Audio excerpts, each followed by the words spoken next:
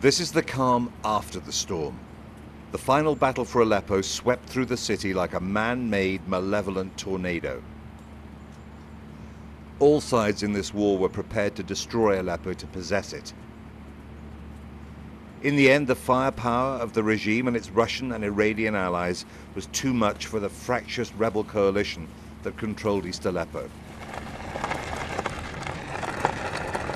This city is the key to northern Syria.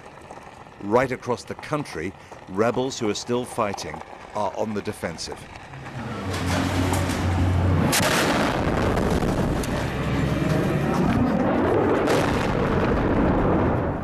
The battle for Aleppo lasted 4 years. More than 200,000 civilians were trapped in the heat of the fight. Attacks on civilians by any side in the war are crimes if it can be proved they were deliberate. Zakaria Mohammed Juma lost his leg in East Aleppo 3 months ago. At a clinic run by the International Committee of the Red Cross, he's being measured for a prosthesis. Rehabilitation is painful. When you can't walk, supporting a family is even harder.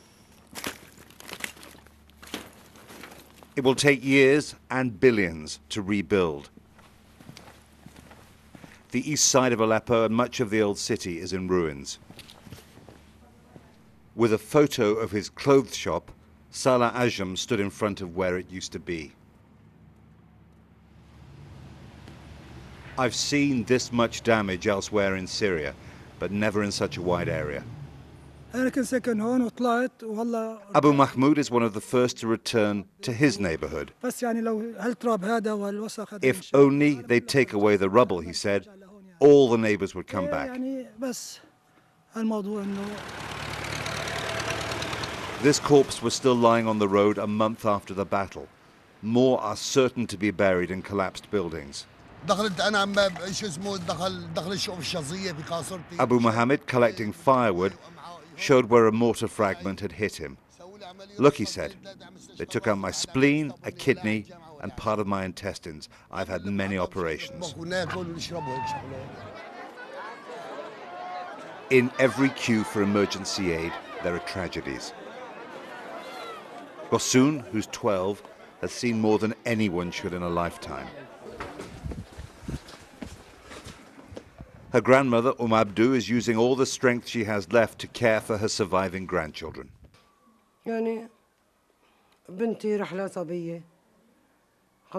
daughter's 15-year-old girl and her son, who was 7, were killed. My son's 3-year-old daughter lost a leg. Another grandson, aged 7, lost a hand. My family's houses were all destroyed.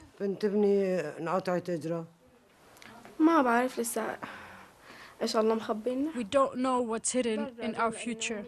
The war has damaged all of us. My cousin lost her leg. I saw with my own eyes my other cousin. His intestines were out of his body.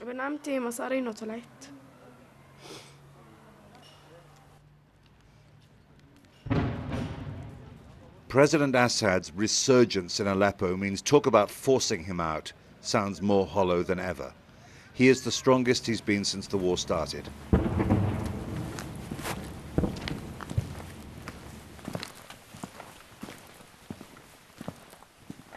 The empty, ruined, silent streets on the former front lines feel oppressive.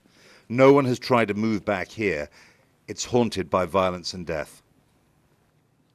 That is a homemade mortar, designed and built by the rebels, and in itself, it's a fearsome weapon, but it is nothing compared to the power of the Russian Air Force and the military know-how of the Iranians and their Lebanese allies. Foreign intervention has transformed this war, and the way it's looking right now, foreigners, not Syrians, will dictate the way the war ends.